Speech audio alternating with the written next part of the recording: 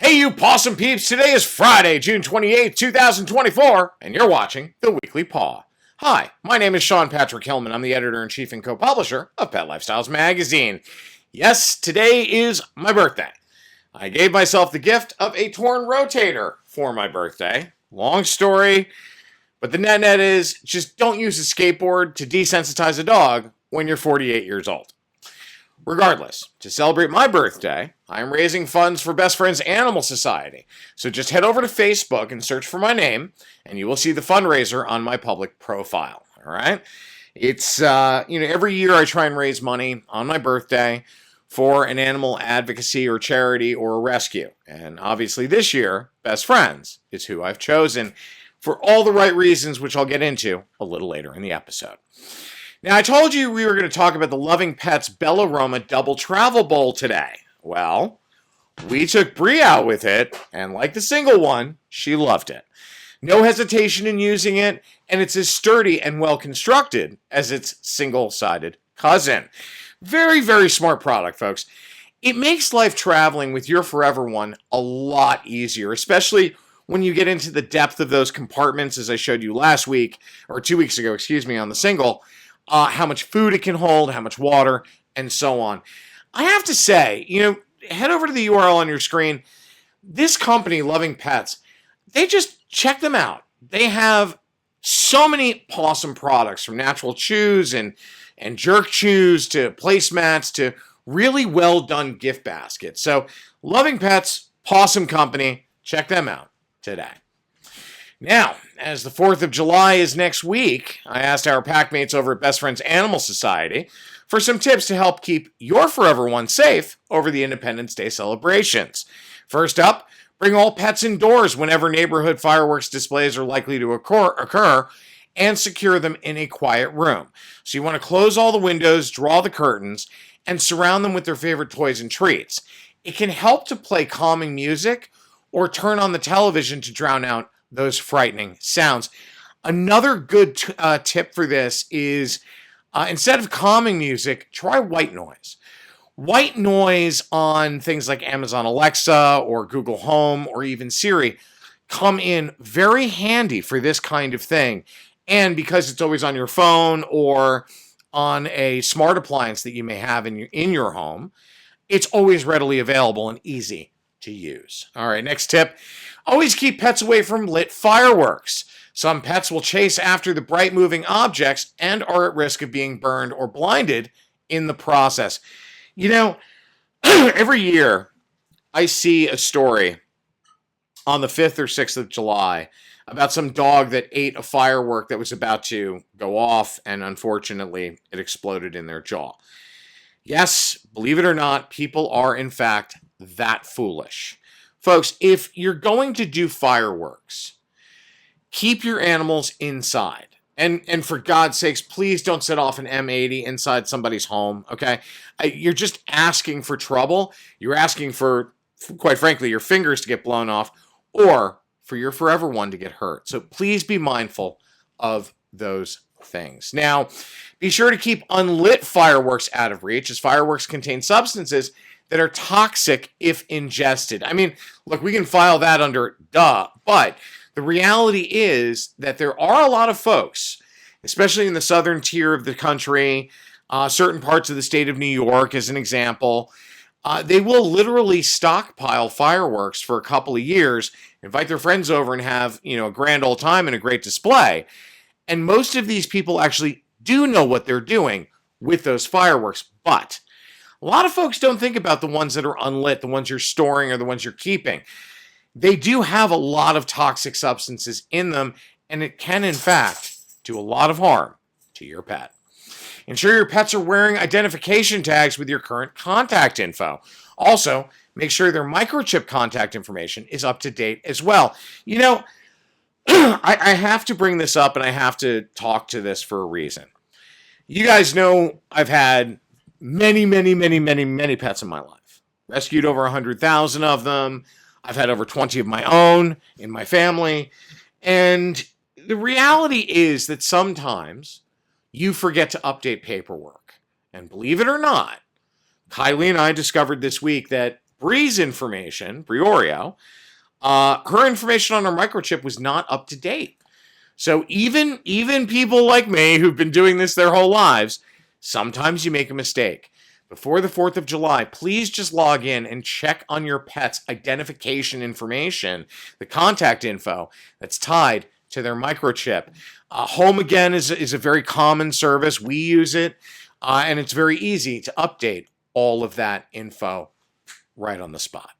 All right, before we get into Furry Friday, I just wanted to give a quick update on the RAR. Yes, I mean, just look at this. After months of rigorous play and mayhem with this stunning toy, the RAR is still virtually undamaged. Now, bear in mind, Bree is a 58-pound American Staffy mix. So that means her jaw is very strong. And the fact that she has played with this throughout the day, every day, and the only damage done to it are some scratches, is a miracle. Well, actually, no. You know what? Let me change that. It's not a miracle. It's the culmination of work by two incredibly talented, beautiful folks. Tara Harper Rar and her husband, Fritz Rar, of Rar Dog, Rar to the Rescue, Blushly, and Rar & Sons Brewing Company. The Texas power couple has been very busy. Needless to say, the RAR really is indestructible, folks. I mean, as you can see it for yourself. It is in stunning shape some 6 months after Bree started playing with it.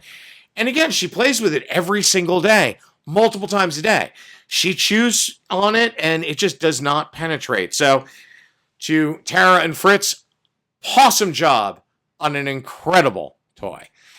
Okay, now I need to tackle one other piece of this, and this is incredibly important. Every single RAR that is purchased, one is donated to a shelter pet. So that means if you went on to their website today, the website that's at the bottom of your screen, and you bought a RAR, okay, one RAR will also be delivered to a shelter pet or a rescue pet, okay? That's a big deal, especially for a company like Rar Dog, because, I mean, it's not like they're PetSmart, they're not huge, all those things, but it really is, when you see that kind of programming and you see people like Fritz and Tara putting their product out there and basically saying, hey, we're putting our money where our mouth is, we're sending this off to shelters and rescues so that those pets can play with them. So, Pawsome toy, even more pawsome set of folks behind it. Head over to the URL on your screen to buy it now.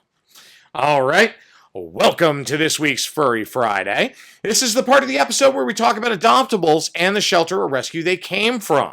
Now, this week, in honor of my birthday fundraiser, we're going to talk about our forever friends at Best Friends Animal Society. Now, is anyone hungry? First up is Cannoli, a 4-year-old male domestic shorthair. Look at that face. Such a hopeful look in this little one. You know, I love talking about adoptables and all of the things that they get up to, because adoptable pets, you know, especially one, it's like Cannoli, you know, he's 4 years old. He's been in and out of the system, I would assume. He's available at Best Friends Animal Society's Life-Saving Center downtown in Manhattan in Soho. But with Cannoli and other cats like him, you know, cats have such a cool way about them in terms of dealing with these kinds of situations where they're like, it's fine, just another day in life. So with Cannoli, though, you look at that face and you just look at the hope in his eyes. So perfect. And adopting a pet that is not a puppy, but is 2 years or older, is such a worthy thing to do for so many reasons. Everyone wants to adopt a puppy or a kitten, especially right now since it is that season. But when you look at a face like Cannoli's, 4 years old, tends to be a little more broken in terms of the rules and litter training and things like that. So it's a little easier to deal with a somewhat older pet than it is to start from scratch with a puppy or a kitten. So just bear that in mind as you go through this. Oh my God. Next up is, well, a bit of royalty.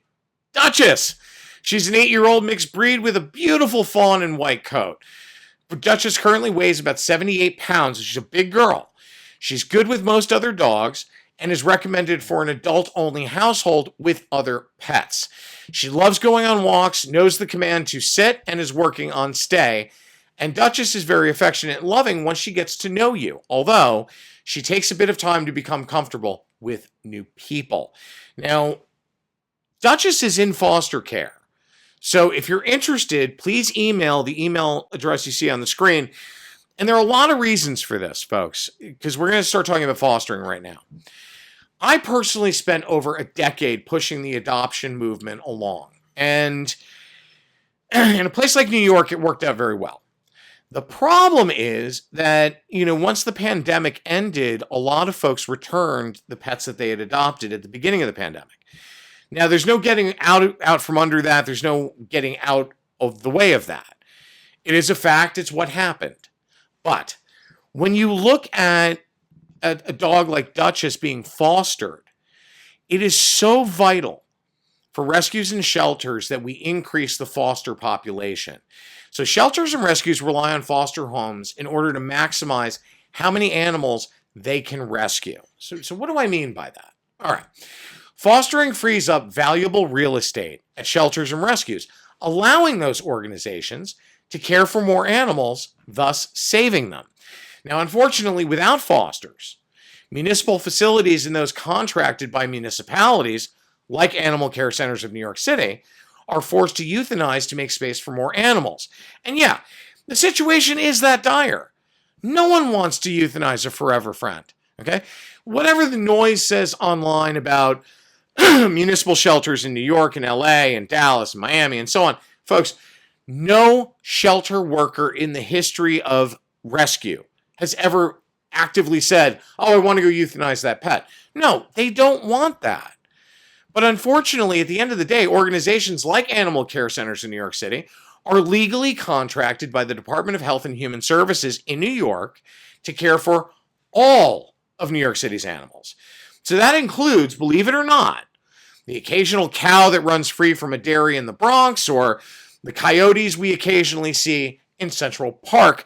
ACC are the ones who are tasked with taking care of those animals. Now, if they don't have any room, because there are so many pets up for adoption, that contract means that ACC has no choice. In order to make room for more strays and surrenders, they have to euthanize. Now, if there are more foster families, that'll help alleviate the overall pressure that comes with this kind of population, well, that changes things. And it changes it significantly, okay? ACC actually just put out an advisory that they're at capacity again. So please, do me a favor. Contact your local shelter or rescue and ask them how you can help or if they have a foster program. If you go in and you foster a pet, even just for a couple of months, that's a couple of months that another animal is safe and will hopefully find another forever home. Now, the organization that you're fostering for, whether it's a shelter or a rescue, they need to actively promote the pets that are in their foster system. And you can help them do that by promoting the pet that you have fostered through Instagram, through Facebook, through X, and so on. So TikTok, the whole kit and caboodle. The more people that do this, the more animals we can save. Okay? Now, let's get back to, Duchess and Cannoli came from Best Friends Animal Society's Life-Saving Center downtown. As I said, Duchess is being fostered, so she's not at the facility. But you have to contact that email address I put up on the screen before in order to inquire and then hopefully be able to meet her and then hopefully you adopt her. But let's talk about Best Friends as an organization as a whole because, sorry for my voice, guys, as a whole because that's who I'm benefiting for my birthday fundraiser on Facebook, which is on the screen. So, a leader in the no-kill movement, Best Friends runs the nation's largest no-kill sanctuary for companion animals, as well as life-saving programs in collaboration with a nationwide network of members and partners working to save them all. So what does all that mean? Basically, it means that Best Friends really just is amazing. I mean, I'll get more into this in a second, but at the end of the day, the more network that Best Friends has, because they do have a very wide network of shelters and rescues that they work with. That's what they're talking about in their nationwide network of members and partners. So, as an example, Animal Care Centers in New York City is a member. So is Animal Haven downtown and Bidewee and so on and so forth. They're all part of a network trying to get these animals into loving and responsible homes. So whatever you can do to help, okay? Adopt, foster, donate, volunteer, even just sharing this video. The more people that know about Best Friends and their mission, the more animals we can save. Now, if you're going to donate, whatever you can give, doesn't matter. 1 penny, $1, does not matter. After all, literally every penny counts in the fight to save them all. And now you know why the link to my birthday fundraiser is on the screen. Because Best Friends Animal Society is in fact thebomb.com. They are the shiznit, they are the bee's knees. And they're just that pawsome an organization. And we need to help them save them all. All right, welcome to this week's TGI Furry. This is the part of the episode where we show you a few memes or jokes we found throughout the week to hopefully end the episode on a smile or a laugh. And hopefully, we've done just that. All right, guys, I got to go celebrate my birthday. Stay pawsome, peeps. We'll see you next week.